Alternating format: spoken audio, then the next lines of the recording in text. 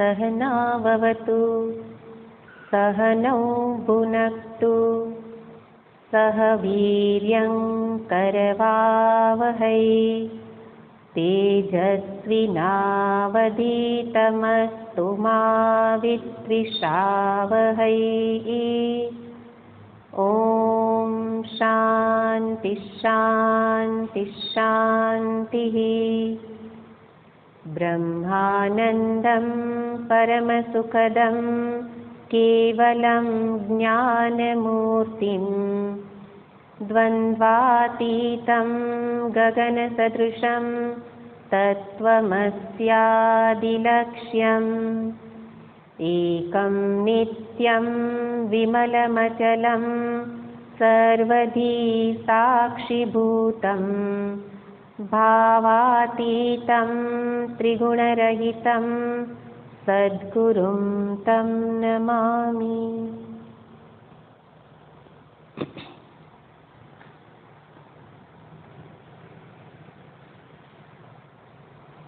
उपदेश सारम ग्रंथમાં ભગવાન રમણ મહર્ષિજી એક પછી એક સોપાનોને દર્શાવી રહેલા છે અને એ સોપાન એટલે વાસ્તવમાં આધ્યાત્મિક ઉન્નતિના સોપાનો છે। એની અંદર કર્મયોગનું પ્રતિપાદન કર્યું, ભક્તિયોગ દર્શાવવામાં આવ્યો, એટલે કે કર્મનો મર્મ સમજાવ્યો અને ભક્તિનું રહસ્ય સમજાયું। કર્મનો મર્મ છે કર્મયોગ ભાવે કર્મ કરવું અને ભક્તિનું રહસ્ય છે અભેદ ભાવના પર્યંત ભક્તિ કરું અને એ પ્રકારે સાધનોનો સ્વીકાર કરે ત્યાર પછી કરે એને પ્રશ્ન થાય કે આ રીતે કરવાની ઈચ્છા તો છે પણ જે સાધનથી કરવાનું છે એ સાધન જ મારા વશમાં નથી। બધા જ સાધનો સોપાનોમાં મનરૂપી સાધનથી જ યાત્રા કરવાની છે અને એટલે પ્રયોજન પણ આગળના શ્લોકમાં બતાવી દીધું। દરેક સાધનાને અંતે ક્યાં પહોંચવાનું છે? મન સ્વસ્થતા, હૃત્સ્થલે મન સ્વસ્થતા।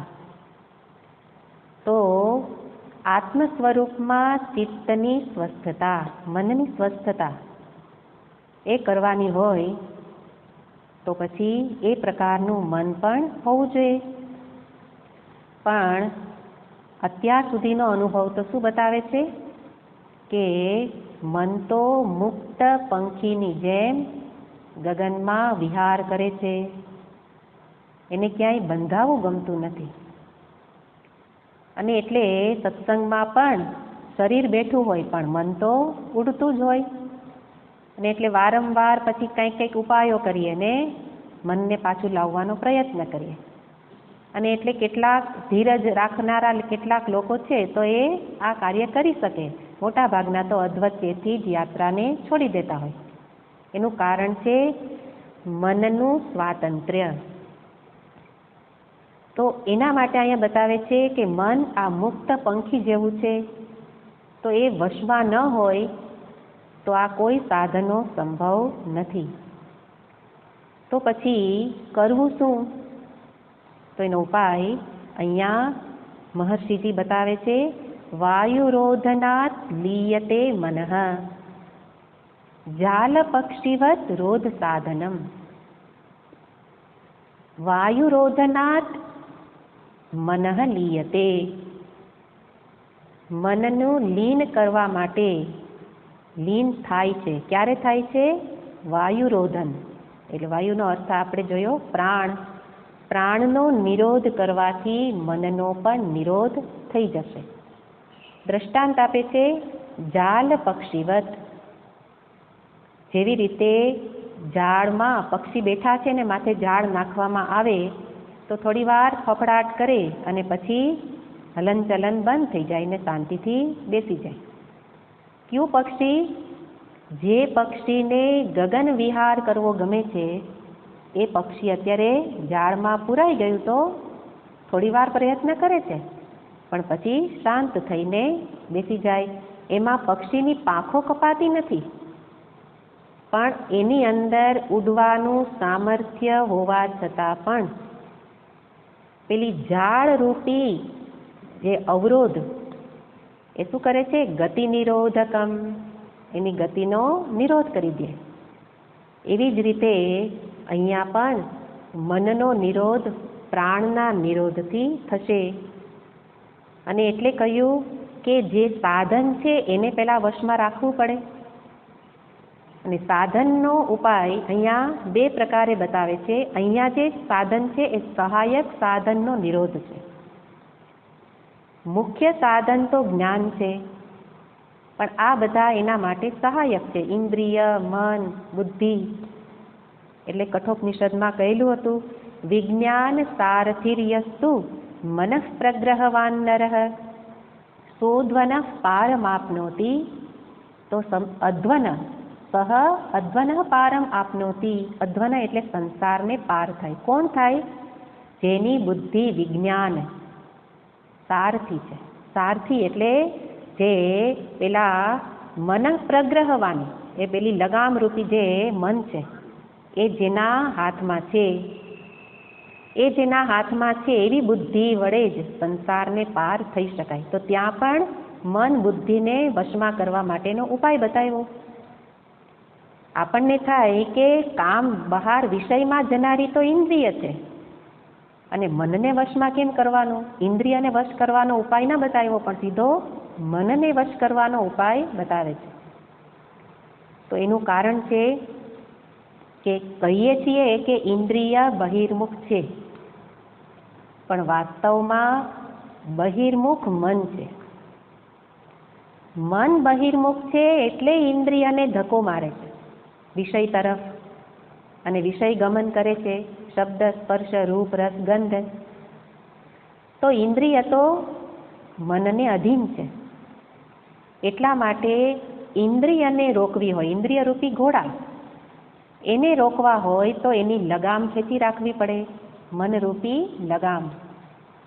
અને એના માટે બુદ્ધિ, વિવેકવાન બુદ્ધિ હોવી જોઈએ. પણ અહીંયા મહર્ષિજી મનને વશમાં કરીને જ બધા સાધનોને બતાવી દે કે એક મન એને જીતી લઈએ તો બધું જ જીતાઈ જશે.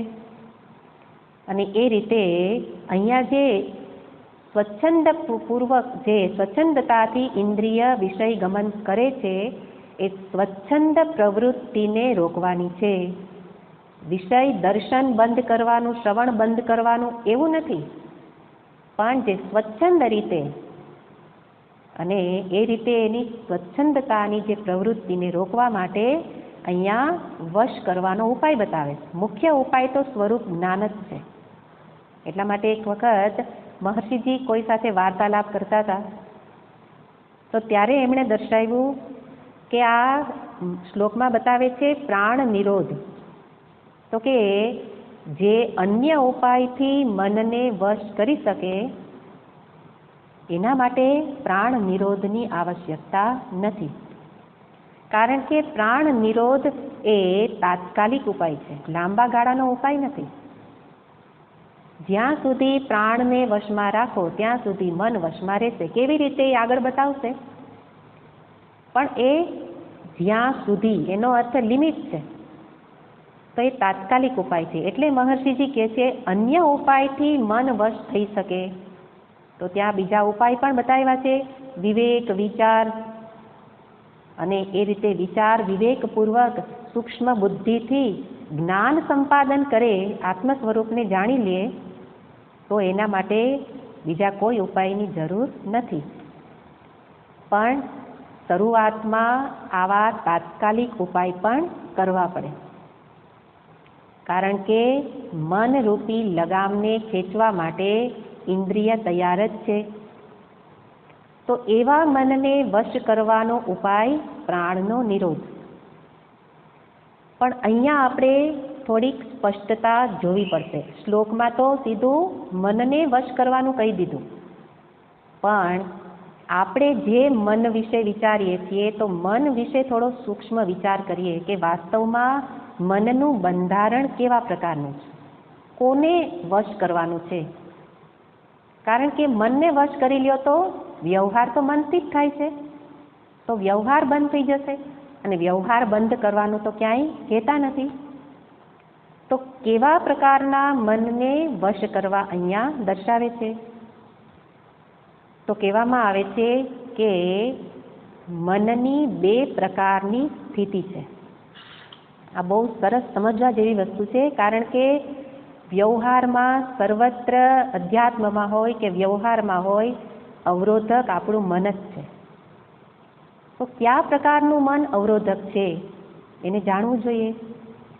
અને એટલે કહે છે કે બે પ્રકારના મન નથી, પણ એક જ મનની બે પ્રકારની સ્થિતિ છે. મનની વ્યાખ્યા તો તત્વબોધમાં દર્શાવી. મન કોને કહેવાય? સંકલ્પ વિકલ્પાત્મકમ મનઃ, જેમાં સંકલ્પ થાય, વિકલ્પ થાય, આ કરું, આ ન કરું, કરું ન કરું, અને એની ઉપર બુદ્ધિ. તો અહીંયા સાથે આ બે સ્થિતિને જોઈએ એની પહેલા આ પણ સમજી લઈએ કે અહીંયા જે મન છે એનો અર્થ અંતઃકરણ. તત્વબોધમાં એના માટે અંતઃકરણ શબ્દ પ્રયોગ કરેલો છે. અંતઃકરણની અંદર 4 વિભાગ છે: મન, બુદ્ધિ, ચિત્ત અને અહંકાર. અહીંયા બધાની સાથે ભેગા મળીને મન શબ્દ પ્રયોગ કરેલો છે. નહીં તો મન વશમાં થઈ જાય અને અહંકાર તો પાછો ઊભો જ હોય. એટલા માટે કહે છે અંતઃકરણને વશ કરવાનું છે. અને એટલા માટે આ પ્રકારે થોડીક પૂર્વ ભૂમિકા પણ જોવી જોઈએ. તો આ રીતે 4 પ્રકારની અંતઃકરણની આ 4 અવસ્થા, એટલે 4 પ્રકાર નથી, પણ એક જ પ્રકારની, જે પ્રકારની વૃત્તિ ઉઠે એ પ્રકારનું એનું નામ. એટલે હમણાં જ જોયું, સંકલ્પ વિકલ્પ આપણું મન કરે. આજે સત્સંગમાં જવાની તો હવે વાત નથી, પણ મોબાઈલમાં ઓનલાઈન થવું કે ન થવું, હવે આ જુદા પ્રકારનો સંકલ્પ અને વિકલ્પ. ઓનલાઈન થવું કે ન થવું, અને એટલે આપણે કહીએ બે મન કામ કરે. બે મન નથી, એક સંકલ્પ છે, બીજો વિકલ્પ છે. કરું ન કરું, કરું ન કરું. ત્યાં વિવેકવતી જો બુદ્ધિ હશે તો તરત નિશ્ચય કરશે, ના કરવો છે. તો જે નિશ્ચય કર્યો એ વૃત્તિનું નામ શું થઈ ગયું? બુદ્ધિ. સંકલ્પ વિકલ્પ વૃત્તિ કરતી હતી, વૃત્તિના જ બધા નામ છે. વિકલ્પ કરતી હતી એ મન, અને નિશ્ચય કર્યો એ કોણ છે? બુદ્ધિ. અને જે હું કરે આખો દિવસ એ કોણ? અહંકાર.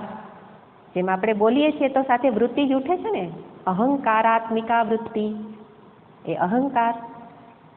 અને પેલું ચિત્ત, એટલે આગળ આપણે ચાર પ્રકાર જોયા: મન, બુદ્ધિ, ચિત્ત, અહંકાર. તો ચિત્ત એટલે જે સ્મરણ કરે, થોડું થોડું આખો દિવસ સ્મરણ ચાલતું જ હોય છે ને, તો એ પ્રકારની જે વૃત્તિ ઉઠે છે એને ચિત્ત કહેવામાં આવે. પણ એ ચારેયને ભેગા કરીને અહીંયા મહર્ષિજી કહે છે કે એવા મનનો નિરોધ કરો. તો એ મનના નિરોધમાં ફરી આપણે આગળ વિચાર કરીએ કે કયા મનનો નિરોધ? તો એક મનની 2 પ્રકારની સ્થિતિ છે. આપણા મનને જોવાનું છે, અને આટલો વિચાર જો ગળે ઉતરી જાય તો બધી જ સમસ્યાઓનું સમાધાન. બહાર ક્યાંય સમસ્યા નથી, પણ આ સમજતા નથી એટલે સમસ્યા છે. તો એક છે વિચારશીલ મન, મનની એક સ્થિતિ વિચારશીલ મન, અને બીજી સ્થિતિ છે ભટકી જતું મન, ભટકતું મન. વિચારશીલ મન અને ભટકી જતું મન. વિચારશીલ મન કોને કહેવાય? તો કે વિચારશીલ મન કે જેના પાછળ વિચાર વિવેક રહેલા છે, જે મનમાં કેન્દ્રમાં શું છે? વિચાર વિવેક, જે ઈશ્વરની અમૂલ્ય ભેટ કહેવામાં આવે, વિચારશીલ મન. એટલે શાસ્ત્ર પણ ક્યાંય વિચાર બંધ કરવાનું નથી કહેતા, ઉલટાનો વિચાર કરાવે છે. એ જ વિચારનું આલંબન લઈ એને વધુ ને વધુ સૂક્ષ્મ બનાવે છે, ધારદાર બનાવે છે. તો એ અમૂલ્ય ભેટ છે, વિશેષ શક્તિ છે, વિચાર શક્તિ છે. પણ આપણે શું કહીએ? આ વિચાર બંધ નથી થતા, વિચાર બંધ કરવાના નથી. વિચાર શક્તિ છે, એ શક્તિનો યોગ્ય ઉપયોગ કરવાનો છે, આશીર્વાદરૂપ છે. એનાથી જ ઉન્નતિ સાધી શકાય. કે જે મન શું કાર્ય કરે છે? તો કે એ પૂર્વના અનુભવનું સ્મરણ કરે.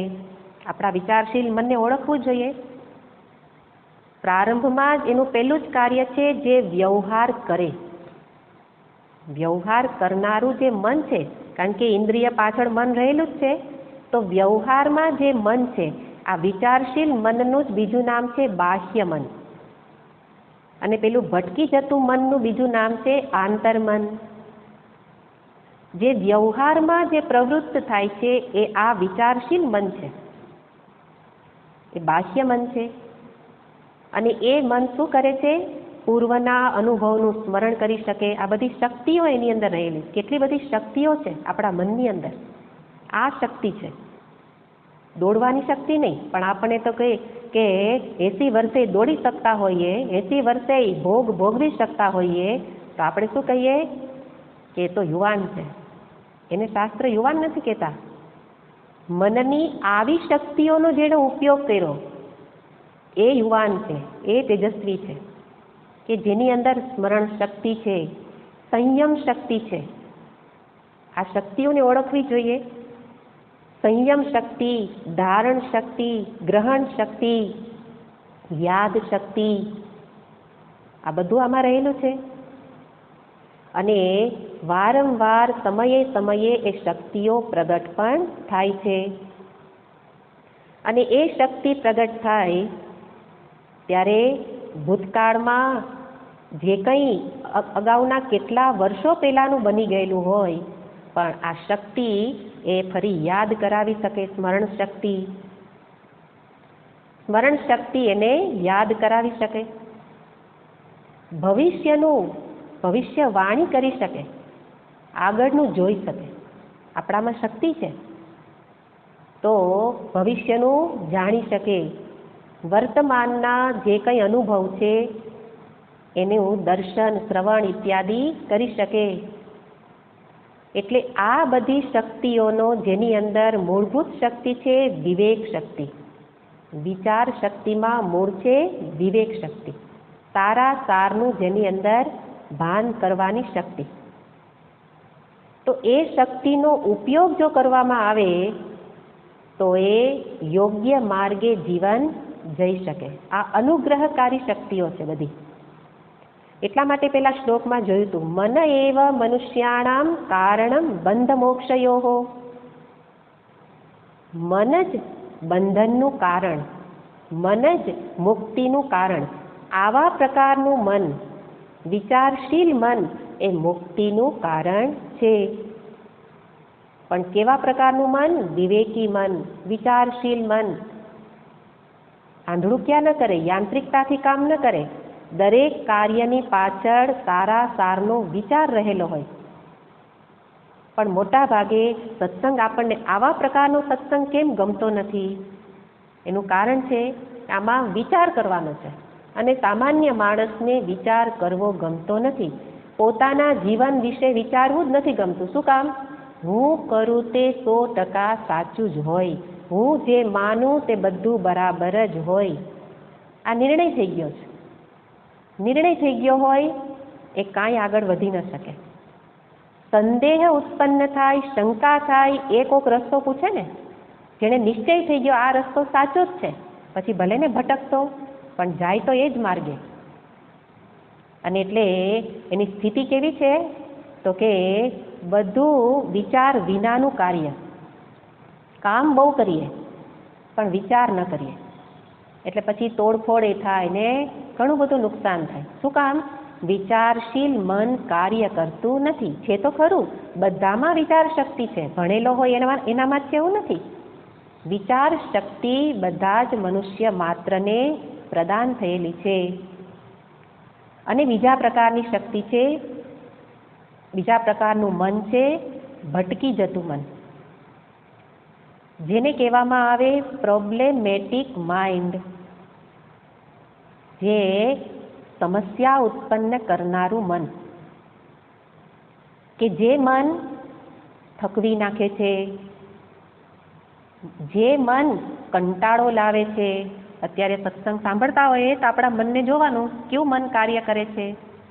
કેવું મન એટલે બીજું મન નહીં, પણ મનની કઈ અવસ્થા, અત્યારે કઈ અવસ્થા છે?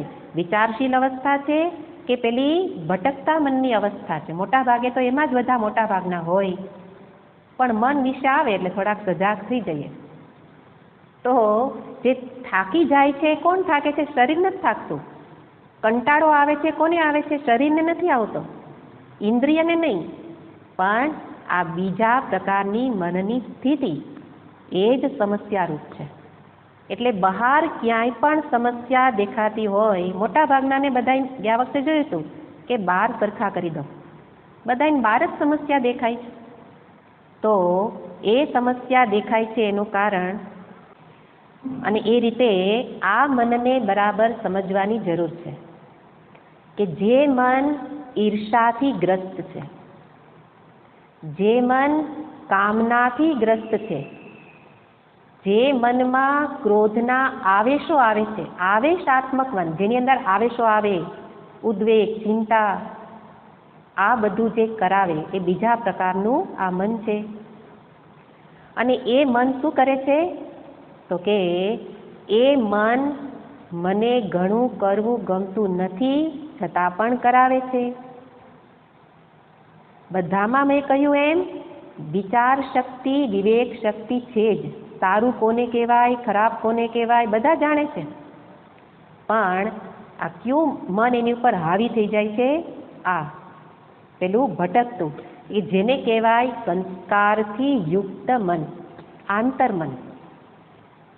પૂર્વના સંસ્કારો આપણા મનમાં ભરેલા છે, અનાદિ જન્મોના સંસ્કાર. ગયા વખતે જોયું હતું કે આ મનથી અનાદિ જન્મોથી યાત્રા કરીએ છીએ, અને હજી આ જ મનથી અનાદિ એટલે જ્ઞાન વિના તો અનેક જન્મો યાત્રા કરવાની જ છે. તો એ મનમાં જે કર્મ કરો છો એના સંસ્કાર ભરાતા જાય છે.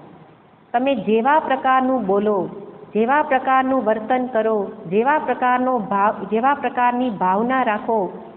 આપણે કહીએ ને કે બહાર કોઈ જોતું નથી, પણ ભગવાન તો જુએ જ છે. એ આપણું મન બધું ભેગું કરે, મન બધું જુએ છે અને ભેગું કરે છે.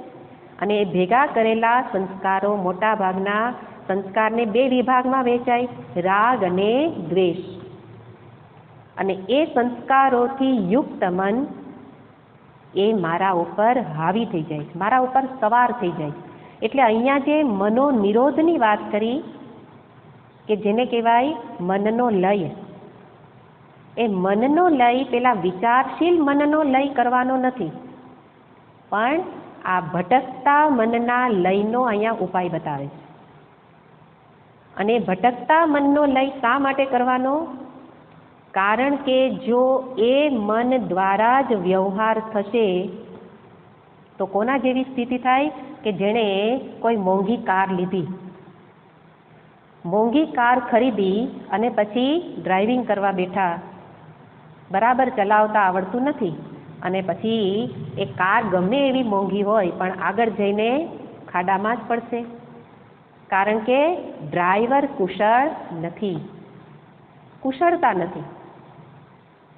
બીજું દ્રષ્ટાંત છે કે જેવી રીતે પેલા બગીચામાં શ્વાનને લઈને ફરવા નીકળતા હોય, કૂતરું તો ન કહીએ આપણે કારણ કે પાળેલું છે, તો શું કરે? શ્વાનને લઈને સાથે પેલું બાંધેલું હોય એને લઈને ફરવા નીકળે. એની સ્થિતિ એને બરાબર ધારીને જોયું હોય તો એના આધારે આપણે મનને એની સાથે સરખાવી શકાય કે આગળ કૂતરું જતું હોય અને પેલી દોરી ખેંચીને શેઠ પાછળ ચાલતા હોય, કૂતરાને ઘણીવાર પ્રયત્ન કર્યા આમ વળવું છે, આમ વળવું, પણ કૂતરું આગળ ચલાવે એમ પાછળ પાછળ શેઠ દોડે. તો કોણે એનું નિયંત્રણ કર્યું? કૂતરાએ. કરવાનું કોણે હતું? શેઠે. એવી જ રીતે આપણું મન આગળ દોડે છે અને મને લાચારીથી પરાણે પરાણે જાણે કે ઢસડી જાય છે. આપણો અનુભવ છે કે મારે કરવું નથી, જેમ દુર્યોધનનો અનુભવ હતો. જાનામિ ધર્મમ ન ચ મે પ્રવૃત્તિ, જાનામિ અધર્મમ ન ચ મે નિવૃત્તિ. કેનાપી, ત્યાં કહ્યું છે કેનાપી પ્રયુક્તેન અહમ કરોમિ, કેનાપી દેવેન પ્રયુક્તોસ્મિ, યથા પ્રયુક્ત તથા કરોમિ. કોણ એવા દેવ અંદર બેઠા છે કે જે મને ઈચ્છા નથી છતાં પણ ઢસડી જાય છે? એ દેવ છે આપણો અંતરાત્મા, એટલે આપણું મન, અંતઃકરણ. પણ કેવા પ્રકારનું મન? સંસ્કારયુક્ત મન, આંતરમન. કે જે મન જાણું છું કે આ બોલવા જેવું નથી છતાં બોલાઈ જાય છે, જાણું છું કે આ કરવા જેવું નથી છતાં પણ થઈ જાય છે. અને એટલે આ મનના લયની અહીંયા વાત કરી છે કે જે મન સત્સંગ કરે છે, સાંભળે પણ છે, અને એમાં કેટલું બધું ડાપણ શિખામણ બધી ભેગી કરે છે, સમજદારી ઘણી ભેગી કરીએ છીએ, પણ જ્યારે પ્રસંગ ઉપસ્થિત થાય અને આ કાંઈ ડાપણ યાદ રહેતું નથી. એટલે વિચારપૂર્વક અંદર બધા સંસ્કાર તો ભેગા થયેલા છે, પણ પૂર્વના સંસ્કાર મુજબ જ મને ખેંચી જાય છે. અને એટલે ઘણા વર્ષોનો સત્સંગ પણ એવા પ્રકારનું જીવન બનવા દેતો નથી. એનું કારણ આટલું જ છે. અને એના કારણે જ આપણે ચિંતિત, વિક્ષિપ્ત, દુઃખી, જે મને ન ગમે બધું આ મનને કારણે છે. અને એટલે પછી આપણે શું કરીએ? આ મનથી મારે છૂટવું છે, આ મન મારે ન જોઈએ. વિચારશીલ મનથી છૂટવાની ઈચ્છા કોઈને નથી થતી, કારણ કે એ કાંઈ મને નડતું જ નથી. ઉલટાનું એ તો મને શાંતિ આપે છે. વિચાર તો મને શાંતિ આપે. અત્યારે આ વિચાર તો કરીએ છીએ, પણ જે પેલું ભટકતું મન, ક્યાંય સ્થિરતા નથી, એ અશાંત મન, એનો અહીંયા એના લયની વાત કરી છે. કારણ કે આવા પ્રકારના મન માટે જ આપણે ચિંતિત છીએ. તો ઘણા બધા ઉપાય બતાવે કે ભાઈ બીજા વિચારમાં મનને વાળી દો, બીજો વિચાર કરો, થોડી વાર કરીએ તો ફરી પાછા ત્યાં જ આવીને અટકી જઈએ. કોઈ કહેશે ભગવાનનું નામ લ્યો, ભગવાનનું નામ લેવામાં ધ્યાન રહે તો ભગવાનનું નામે અસર ન કરે. તો કોઈ કે ચાલો હવે સાયકિયાટ્રિસ્ટ પાસે લઈ જઈએ, તો મનોવૈજ્ઞાનિક એ ઉપાય બતાવે, સજેશન આપણે આપે કે આ રીતે સૂચનો કરે કે આવું બધું છે, મન શાંત છે, મન સ્વસ્થ છે, આવું બધું નથી, એ બધું જે કરવું છે બધા ઉપાય બતાવે, પણ આપણને તો એમાંય શ્રદ્ધા નથી. અને એટલા માટે એ ઉપાય કારગત ન નીવડે. પણ કયો ઉપાય કારગત નીવડે? જે ઉપાયને હું સ્વીકારું એ મારા માટે ઈલાજ. અને અહીંયા સર્વ સામાન્ય ઉપાય બતાવે છે, જે બધા જ કરી શકે. અને એ ઉપાય છે પ્રાણ રોધનાથ. એટલા માટે શબ્દ પ્રયોગ કર્યો છે વાયુ રોધનાથ લીયતે મનઃ. વાયુ રોધનાથ એનો અર્થ, વાયુનું રોધનનો અર્થ, જે વાયુ મારી અંદર પ્રવેશે છે, નાસિકા દ્વારા ફેફસામાં પ્રવેશે, એ પ્રાણ. અને એ પ્રાણને શું કરવાનું છે? રોધન. વાયુ રોધનાથ લીયતે મનઃ. જાલ પક્ષીવત રોધ સાધનમ. રોધ સાધનમ એટલે રોધ નિરોધ સાધન કયું છે? વાયુનું રોધન. અહીંયા રોધ શબ્દ છે, નિરોધ નથી વાપરો. રોધ અને નિરોધ. રોધ એટલે અટકાવવું, નિરોધ એટલે સારી રીતે અટકે. પણ અહીંયા પહેલા જ જોયું કે આ તાત્કાલિક ઉપાય છે, એટલા માટે કહ્યું રોધ સાધનમ. અને એ વાયુ રોધન આપણને થાય કે મનનો વશ કરવા માટે પ્રાણને વશ કરવાની શું જરૂર? તો એના માટે અહીંયા તો કહ્યું એ જ વસ્તુને યોગ વશિષ્ઠમાં પણ કહે છે કે ચિત્તમ પ્રાણેન સંસિદ્ધ, ચિત્તમ પ્રાણેન સંસિદ્ધ સર્વજીવેષુ સંસ્થિતમ, બધા જ જીવોમાં ચિત્ત અને પ્રાણ એ જોડાયેલા છે.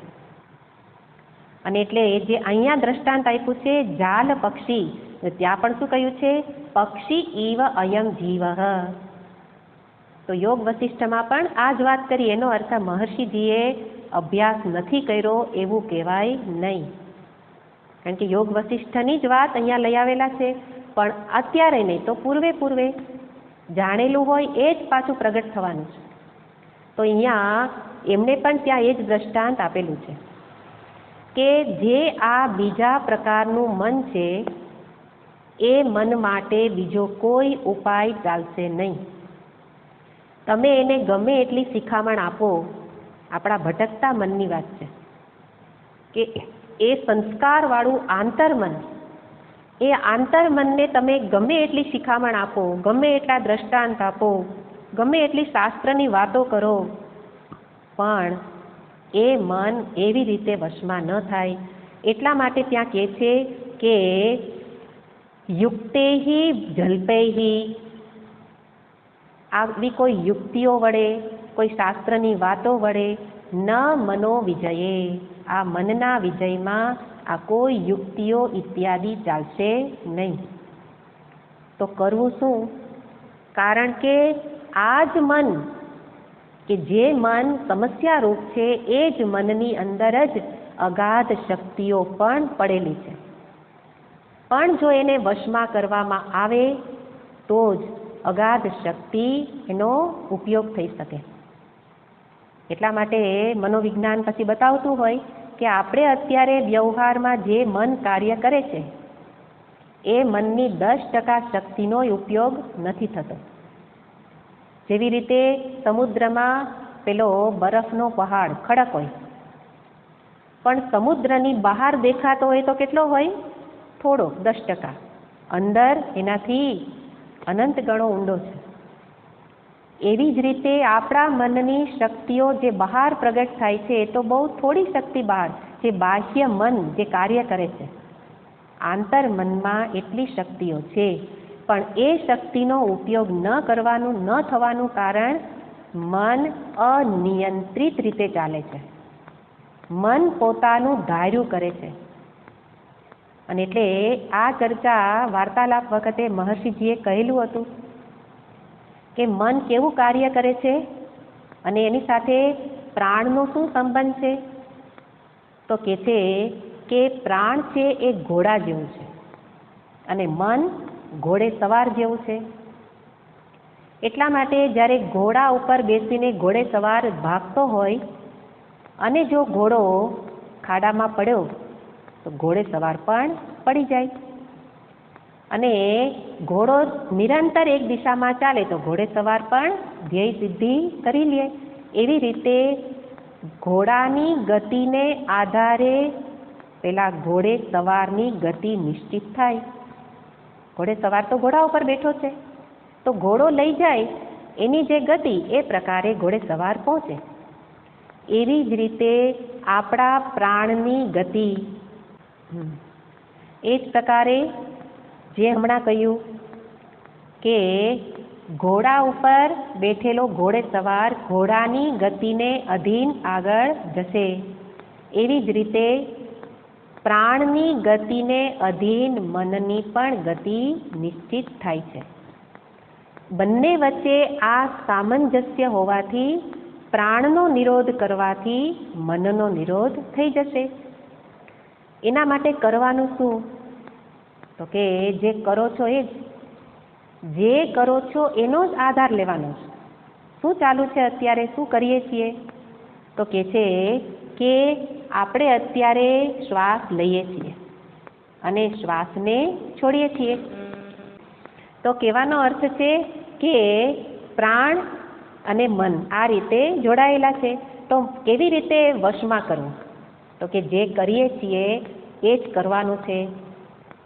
કરીએ છીએ શું? તો કે શ્વાસ ભરીએ છીએ.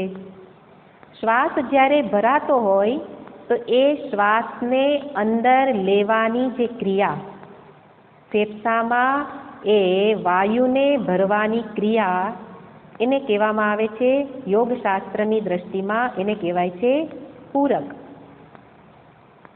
કેટલીક વસ્તુઓ આપણે જાણીએ છીએ, પણ એનો જ અહીંયા મહર્ષિજી આધાર લે છે. જે શ્વાસને આપણે શ્વાસ ભરીએ છીએ અને શ્વાસ છોડીએ છીએ, આખો દિવસ આ ક્રિયા નિરંતર ચાલે છે. પણ મોટા ભાગનાને એ ક્રિયા કેવી રીતે ચાલે છે એ પેલી ખબર નથી, એટલે ઘણી વખત ખોટા શ્વાસ લેવાતા હોય. સાચી રીત તો શું છે કે જ્યારે હવા ભરવામાં આવે તો ફેફસા ફૂલે, પેટ ફૂલે, અને ઉચ્છવાસ બહાર નીકળે ત્યારે પેટ અને છાતી સંકોચાય. પણ ઘણીવાર ઉલટા શ્વાસ પણ લેવાતા હોય, એનો અર્થ લેતા હોય ત્યારે છાતી ફૂલવાને બદલે સંકોચાઈ જતી હોય. એટલે પહેલાં તો આ નિરીક્ષણ કરીને એને સાચી રીતે કરવા જેવું છે. આ બધા પ્રયોગ કરવાની વાત અહીંયા છે. અને જ્યારે એ રીતે શ્વાસ અંદર ભરવામાં આવે, ફેફસામાં જે શ્વાસ ભરવાની ક્રિયા એને કહેવાય પૂરક. ભરવાની ક્રિયા એટલે ભરવાનું નથી, જે શ્વાસ અંદર ભરાય છે એનું નામ છે પૂરક. માત્ર જોવાનું છે. અને જે બહાર નીકળે છે, ઉચ્છવાસ વાટે જે વાયુ બહાર નીકળે છે એનું નામ છે રેચક. પણ એ જે બે ક્રિયા છે એની વચ્ચે સૂક્ષ્મ એક અન્ય ક્રિયા પણ થાય છે, જેના ઉપર આપણું ધ્યાન મોટા ભાગે હોતું જ નથી. કે શ્વાસ અંદર ભરીએ ત્યારે થોડી વાર રોકાતો હોય, અને પછી બહાર નીકળે ત્યારે પણ થોડી વાર રોકાતો હોય. તો યોગશાસ્ત્રની ભાષામાં એને કહેવાય પૂરકાનંતરમ અંતઃકુંભકમ. જે અંદર શ્વાસ ભરીએ અને જ્યારે અંદર થોડી વાર રોકાય છે એને કહેવાય છે કુંભક. પણ એ કેવો કુંભક? અંતઃકુંભક. અને બહાર જ્યારે છોડીએ ત્યારે પણ થોડી વાર જે શ્વાસ રોકાય છે એનું નામ છે બહિષ્કુંભક, અથવા તો જેને કહેવાય છે રેચકાનંતરમ. અંતઃકુંભક અને બહિષ્કુંભક. બહારનો કુંભક, અંદરનો કુંભક. રોકાવું એને કહેવાય કુંભક. હવે જે આપણી આખો દિવસની આ જે ક્રિયા ચાલે છે એ જ ક્રિયાનો આધાર લઈ અને એ જ શ્વાસોશ્વાસની ક્રિયાને લંબાવવાની છે. અને લંબાવવા માટે જે ક્રિયા અંદર શ્વાસ ભરવામાં આવ્યો, મોટા ભાગે આપણે એને જુદી રીતે સમજતા હોઈએ. આપણે શું કહીએ? અંદર પ્રાણ ભરાય છે. પણ સાચી રીતે તો 5 પ્રાણના નામ છે, અને એમાંનો એક જે અંદર ભરાય છે વાયુનું નામ છે અપાન વાયુ. ને પ્રાણ, અપાન, વ્યાન, ઉદાન, સમાન, આ 5 પ્રકારના વાયુ છે. 5 પ્રાણ જેને કહેવામાં આવે.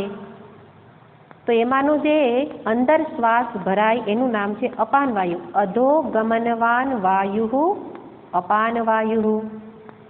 જે અંદર ભરાય અને અંદર છાતીમાં ભરાતો જાય એને અપાન વાયુ કહેવાય. અને ઉર્ધ્વગમનવાન વાયુ પ્રાણ, બહાર નીકળે એને પ્રાણ કહેવાય. અને આપણે બોલીએ છીએ, કોઈ વ્યક્તિનું મૃત્યુ થાય તો શું કહીએ? પ્રાણ નીકળી ગયા, ત્યારે સાચું બોલીએ. પણ અત્યારે વ્યવહારમાં શું કહીએ? પ્રાણ લ્યો, શ્વાસ લ્યો, પ્રાણ લ્યો. શ્વાસ લેવાના, પણ એ શ્વાસનું નામ શું છે? અપાન વાયુ. એ વાયુનું નામ છે અપાન વાયુ. છોડીએ છીએ એને કહેવાય પ્રાણવાયુ. અને આનો આધાર લઈ અને પહેલી રીત બતાવે છે. અહીંયા 2 પદ્ધતિ બતાવે છે, મનના પ્રાણના નિરોધની 2 પદ્ધતિ. એમાંની પહેલી પદ્ધતિ છે કે આ પૂરક રેચક કુંભકની મદદથી એ પ્રાણને દીર્ઘ કરવા. અહીંયા ઊંડા શ્વાસની વાત નથી. કોરોનાનો ઉપાય એવું બતાવે, ઊંડા શ્વાસ લ્યો. પણ અહીંયા દીર્ઘ શ્વાસની વાત છે. અને એટલે પહેલો ઉપાય જે બતાવે છે કે જે શ્વાસ નાસિકા વાટે લેવામાં આવે છે એને નામ આપણે આપ્યું પૂરક. એનું નામ છે પૂરક. તો એને યોગશાસ્ત્રમાં એની એક માપ બતાવવામાં આવે અને એનું માપ છે 1, 2, 4. આમ તો કહેવામાં આવે છે કે કોઈ પણ કુશળ માર્ગદર્શક વિના આ પ્રાણાયામ કરવા નહીં. આનું નામ જ પ્રાણાયામ છે કે જેની અંદર કુંભક, રેચક અને જે પૂરક, રેચક અને કુંભક જે 3 સ્ટેપમાં એ કરવામાં આવતું હોય. તો 1, 2, 4નું માપ દર્શાવવામાં આવે એટલે એક માત્રા જેટલી માત્રા સુધી લેવામાં આવે પૂરક એટલી માત્રાથી 4 ગણી અંદર રોકો. 1, 2, 4. 4 છે એ કુંભક છે, 1 છે પૂરક છે, 2 છે રેચક છે.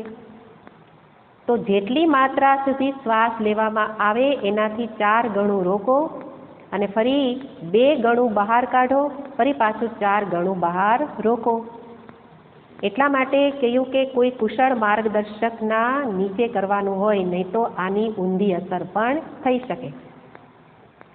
અને એવી રીતે આ એક પ્રકારનો આ પ્રાણાયામ બતાવે છે કે જેની અંદર આ મનનો વિજય મેળવવા પ્રાણનું નિયમન કરવું, પણ આ રીતે કે નાસિકા વાટે એને લેવામાં આવે અને બહાર કાઢવામાં આવે તો વચ્ચે એને રોકવાની પ્રક્રિયા લંબાવવાની.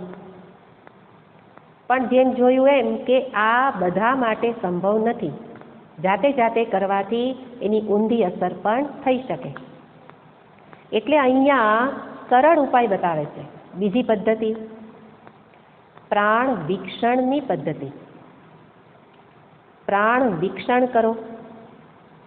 જે શ્વાસોશ્વાસની ક્રિયા ચાલે જ છે, આ કાંઈ નવી ક્રિયા નથી. આખો દિવસ જે ક્રિયા ચાલે છે જેના તરફ આપણું ધ્યાન પણ જતું નથી, હવે એની તરફ ધ્યાનને લઈ આવો. એટલે શાંતિથી બેસી આંખો બંધ કરી અને શું કરવાનું? જે શ્વાસ અંદર ભરાય છે એનું અવલોકન. શ્વાસ અંદર જાય છે અને ફરી પાછા બહાર નીકળે છે. સાક્ષી ભાવે જોવાનું, દ્રષ્ટા બની જવાનું. એને કહેવાય પ્રાણ વિક્ષણની ક્રિયા.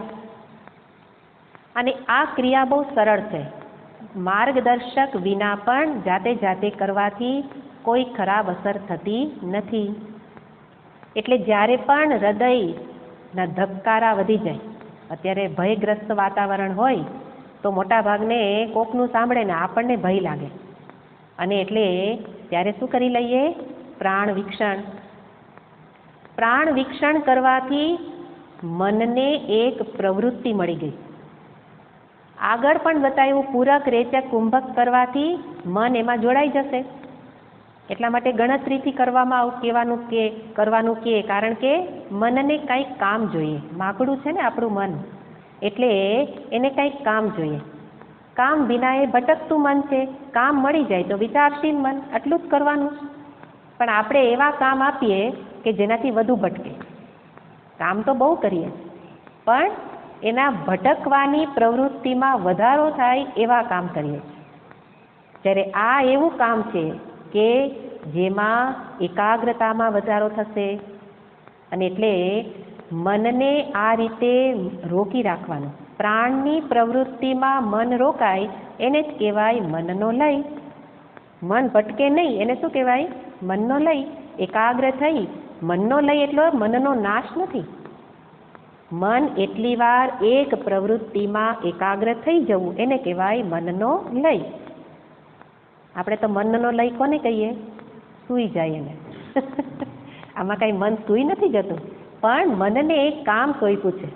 અને એટલે આ પ્રાણનું વિક્ષણ કરવાથી શું થશે? ધીરે ધીરે મન પ્રાણની સાથે, એની ગતિ સાથે મનની ગતિ પણ જોડાઈ જશે. એટલે જ્યારે પણ મન ઉદ્વિગ્ન હોય, વિક્ષિપ્ત હોય, ત્યારે મનની ગતિ પ્રાણની ગતિમાં વધારો થયેલો હોય. આ બંને વસ્તુને ધ્યાનથી જુઓ તો સમજાશે કે જ્યારે મન વિક્ષિપ્ત થાય ત્યારે પ્રાણની ગતિ એ વધેલી હોય, તો તરત જ શું કરું? પ્રાણની ગતિને ધીમે પાડું અને એક લયમાં એ ગતિને લાવવાનો પ્રયત્ન કરું. જ્યારે જ્યારે મન સમસ્યા અનુભવે, મન થાકે, મન કંટાળે, ત્યારે આ ઉપાય કરવાના છે. અને વિક્ષણ કરવાથી શું થશે? સાક્ષી ભાવે જોવાનું છે, એટલે મનમાં બીજા વિચાર કરવાના નથી, જે થાય છે એને જોવાનું છે. અને એવી રીતે હઠયોગ પ્રદીપિકાની અંદર કહ્યું છે કે આ પ્રકારે લાંબા સમય સુધીના અભ્યાસ કરવાથી પ્રાણ દીર્ઘ થશે. પ્રાણને દીર્ઘ કરવાના છે. અને દીર્ઘ કેટલી, ક્યાં માપ સુધી? તો ત્યાં કે છે 12 અંગુલી પર્યંત એ પૂરક. જે લેવામાં આવતો શ્વાસ કેટલો દીર્ઘ કરવાનો? 12 આંગળી, 12 અંગુલી પર્યંત. અને બહાર નીકળતો શ્વાસ દીર્ઘ કરીને કેટલો થશે? તો કે 24 30 24 કે 30 પર્યંત અંગુલી પર્યંત એ દીર્ઘ શ્વાસનો અભ્યાસ કરો. એનાથી મન ઉપર પૂર્ણ રીતે વિજય મળી જશે. પણ હમણાં કહ્યું એમ કે કોઈકના માર્ગદર્શનમાં કરવાનું હોય, પણ પ્રાણ વિક્ષણ બધા જ કરી શકે. અને આ રીતે દીર્ઘ શ્વાસ, આ લાંબા સમયના અભ્યાસથી શું થશે? તો કે જો મન સ્વસ્થ, પ્રાણની ગતિ નિયમિત, મન સ્વસ્થ, તો શરીર પણ સ્વસ્થ. કારણ કે આ પ્રકારે દીર્ઘકાળ સુધીના અભ્યાસથી પ્રાણ એ દીર્ઘ થશે. અને દીર્ઘ એટલે ત્યાં દ્રષ્ટાંત આપે છે કે જેવી રીતે રૂની એક ગાંસડી ભરેલી હોય અને એ ગાંસડી ભરેલા રૂ, એને જ્યારે ગાંસડી છોડવામાં આવે તો રૂ ફટાફટ ચારે બાજુ વેરાઈ જતું હોય, પથરાઈ જતું હોય. અને એવી રીતે ચારે બાજુ પથરાઈ જતું રૂ એ કેવું છે? ચારે બાજુ પથરાય એટલે કે દીર્ઘ, ફેલાઈ જાય છે. અથવા તો તમે એક રૂની પૂણી લ્યો અને એમાંથી વાટ કરવી છે, તો આપણે શું કરીએ? એને લાંબુ કરીએ. લાંબુ કરતાં કરતાં એમાંથી ઘણી બધી લાંબી સર થઈ શકે. વાટ જે બનાવવી છે તો એ પૂણી ઘણી લાંબી થઈ શકે. એવી જ રીતે શ્વાસને પણ દીર્ઘ કરવાનો પ્રયત્ન કરવાનો છે. એનાથી શરીરમાં અમુક પ્રકારના રસાયણો ઉત્પન્ન થાય છે. સમસ્યારૂપ મન છે એમાં પણ કેટલાક રસાયણો છે કે જે ખરાબ રસાયણ છે, જે મારા ચિત્તને વિક્ષિપ્ત કરે છે. જ્યારે એ જ શ્વાસનું નિરીક્ષણ કરી દીર્ઘ કરવાથી શું થશે? એમાં એવા રસાયણો ઉત્પન્ન થશે કે જે મારા શરીરને સ્વસ્થ કરશે. અને શરીરના સ્વાસ્થ્ય માટે પણ આ પ્રાણ વિક્ષણ જરૂરી છે, પ્રાણનું નિયંત્રણ જરૂરી છે. અને એવી રીતે અહીંયા એક પદ્ધતિ બતાવવામાં આવી કે જેનાથી જે બીજા પ્રકારનું મન, પાછું યાદ રાખવાનું કે આ કયા મનના લયની વાત છે. પેલું થકવી નાખતું મન, ભટકી જતું મન, સમસ્યારૂપ મન, એ મનને વશ કરવાનો આ ઉપાય છે. અને એવી રીતે મન વશ થાય તો એ મનમાં પછી તમે શાસ્ત્રનો વિચાર કરાવો તો એ જલ્દી ગ્રહણ થશે. અને એટલે આ પ્રકારે મનના વિજયની વાત કરી. પણ આગળ જેમ મહર્ષિજીએ કહ્યું હતું એમ કે આ ઉપાય તાત્કાલિક છે. લાંબા ગાળાનો ઉપાય તો સ્વરૂપનું જ્ઞાન જ છે. પોતે પોતાને જાણે હું કોણ છું. એટલે એમણે આ જ પ્રાણાયામને બીજી રીતે દર્શાવ્યું, જે બહુ સરસ રીત છે કે જે સ્વરૂપ જ્ઞાનને અધીન પ્રાણાયામ.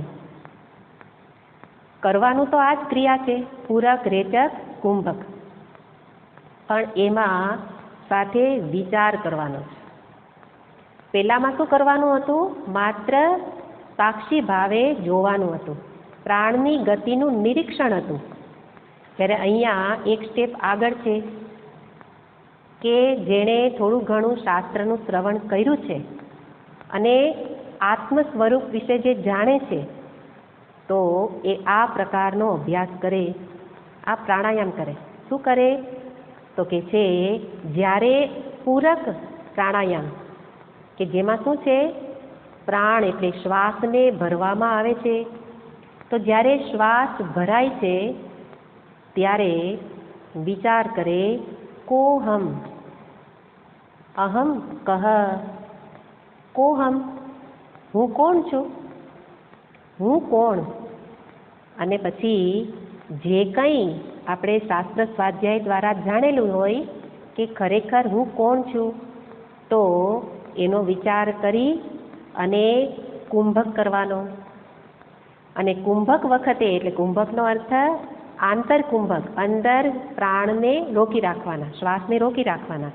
ત્યારે ફરી વિચાર કરવાનો કે જ્યારે અંદર આવતા વખતે પ્રશ્ન પૂછો કોહમ, એ જ શ્વાસને રોકી રાખતી વખતે એને જવાબ દેવાનો સોહમ.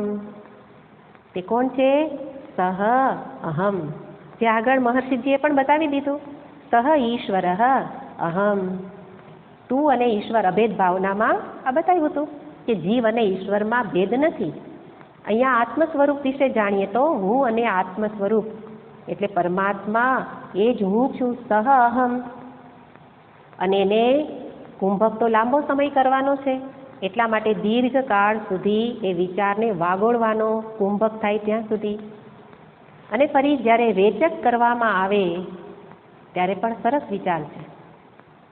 પહેલાં શું કહ્યું? કોહમ. પછી આંતર કુંભકમાં શ્વાસ રોક્યા ત્યારે શું કહ્યું? સોહમ. અને જ્યારે બહાર કાઢવામાં આવે ત્યારે કહેવામાં આવે નાહમ. હે ને? નાહમ એટલે ન અહમ દેહાદિ, નાહમ દેહાદિ રૂપે હું નથી. તો એ રીતે અહીંયા જે બતાવવું છે ત્યારે શું કહેવાનું છે? સોહમ. અને જ્યારે રેચક કરવામાં આવે ત્યારે નાહમ.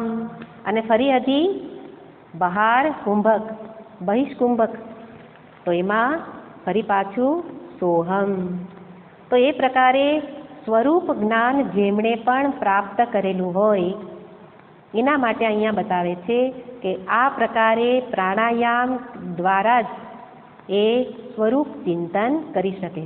અને આ કાયમી ઉપાય છે, મનને જીતવાનો કાયમી ઉપાય. કે મન અહમ ન, હું મન નથી, હું મન ન હોઉં તો પછી મન ક્યાંય ભટકી શકે જ નહીં. મન સાથે તાદાત્મ્ય થઈ જાય પછી જ સંસ્કાર વશાત બહાર ભટકે છે. પણ મન સાથેનું તાદાત્મ્ય જ જેને છૂટી ગયેલું છે એના માટે તો મનને ભટકવાનો પ્રશ્ન નથી. પણ સ્વરૂપ જ્ઞાન પ્રાપ્તિ એ મનથી કરવાની છે. અને એના માટે આવા પ્રકારના પહેલાં જે જોયા એવા પ્રકારના પ્રાણાયામ કરવા જરૂરી છે. એટલા માટે પ્રતિદિન પ્રાણાયામનો અભ્યાસ આવશ્યક છે. અનુલોમ વિલોમ તો એ સામાન્ય પ્રાણાયામ છે, બધા કરી શકે, જેને નાડી શુદ્ધિ પણ કહેતા હોય છે. અને જે નાસિકા દ્વારા શ્વાસ અંદર લઈ અને રોકવાની ક્રિયાને બદલે માત્ર એ લેવાની ને છોડવાની ક્રિયાનું અવલોકન કરે. અને એટલે આ પ્રકારે જ્યારે કહ્યું તો મહર્ષિજીને કોઈ સાધકે પ્રશ્ન કર્યો કે પ્રાણના રોધનથી મનનું રોધન થઈ શકે, મનનો નિરોધ થઈ શકે, કેવી રીતે? જે આપણને પ્રશ્ન થાય તો કે છે જરૂર થઈ શકે. એનું કારણ છે કે જે આ પ્રાણ અને મન એ બંનેનું જન્મસ્થાન એક જ છે. વાયુમાંથી જ પ્રાણની ઉત્પત્તિ, વાયુમાંથી જ મનની ઉત્પત્તિ છે. અને એટલા માટે વાયુનો કંટ્રોલ થઈ જાય, વાયુ વશમાં થઈ જાય તો મન પણ વશમાં થઈ જાય. અને એટલે ત્યાં બંનેની ઉત્પત્તિ સ્થાનને એક દર્શાવી અને ઉપાય બંને માટે એક સમાન બતાવ્યો. તો કોઈ આગળ પ્રશ્ન કરે છે કે આ પ્રાણાયામ કરવાથી મનનો લય થાય પણ મનનો નાશ તો થતો નથી. ફરી પાછું એ સંસ્કારથી યુક્ત મન ફરી પાછું પ્રગટ તો થવાનું જ છે. અને એટલે મનના નાશ વિના તો આત્મ સાક્ષાત્કાર સુધી પહોંચી નહીં શકાય. મન ઉપર સંપૂર્ણ વિજય જરૂરી છે. તો એના ઉત્તરમાં ત્યાં મહર્ષિજી કહે છે કે પ્રાણાયામ તો અષ્ટાંગ યોગનું એક સાધન છે, એક અંગ છે. એનાથી આગળ પ્રત્યાહાર છે, ધારણા, ધ્યાન, સમાધિ છે. એટલા માટે પ્રાણાયામથી મનનો લય થાય તો આગળ પછી એનો વિશેષ અભ્યાસ કરી અને મનો નાશ પણ સંભવ છે. પણ અહીંયા જે ઉપાય કરવાનો છે એ માત્ર મનના લયનો છે. કારણ કે મન વશમાં થાય તો એ શાસ્ત્રનો વિચાર કરવા સમર્થ બને. એટલા માટે આટલો ઉપાય દર્શાવ્યો કે વાયુરોધનાત લીયતે મનઃ ઝાલ પક્ષીવત રોધ સાધનમ. એટલે પ્રાણ અને મનનો ચોક્કસ સંબંધ છે. એટલા માટે પ્રાણને વશમાં કરવાનો ઉપાય દર્શાવ્યો તે ઉપનિષદ પણ બતાવે છે. પ્રાણ બંધનમ હિ સૌમ્ય મનઃ, કે પ્રાણ બંધનમ, પ્રાણનું બંધન કરો. બંધન એટલે દોરડું. પ્રાણરૂપી દોરડાને બાંધો તો મન પણ બંધાઈ જાય. હે સૌમ્ય, પ્રાણ બંધનમ મનઃ. એ રીતે આ પ્રાણ અને મનનો અહીંયા સહચાર બતાવી અને મનના વિજયનો અહીંયા ઉપાય દર્શાવે છે. આપણને પ્રશ્ન જે થયેલો છે કે પ્રાણ બંધનથી મનનો વિજય કેવી રીતે, તો મહર્ષિજી સ્વયં એનો આગળના શ્લોકમાં જ ઉત્તર આપે છે. માત્ર શ્લોક આપણે વાંચી લઈએ.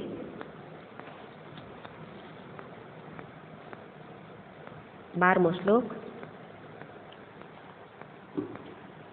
ચિત્તવાયવશ્ચિત્ક્રિયાયુતાઃ શાખયોર્દ્વયી શક્તિમૂલકા.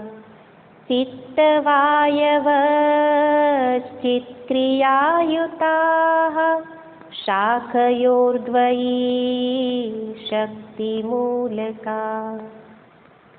આ શ્લોકને આપણે પછી જોઈશું. ઓમ પૂર્ણમદઃ પૂર્ણમિદં પૂર્ણાત પૂર્ણમુદચ્યતે પૂર્ણસ્ય પૂર્ણમાદાય પૂર્ણમેવાવશિષ્યતે.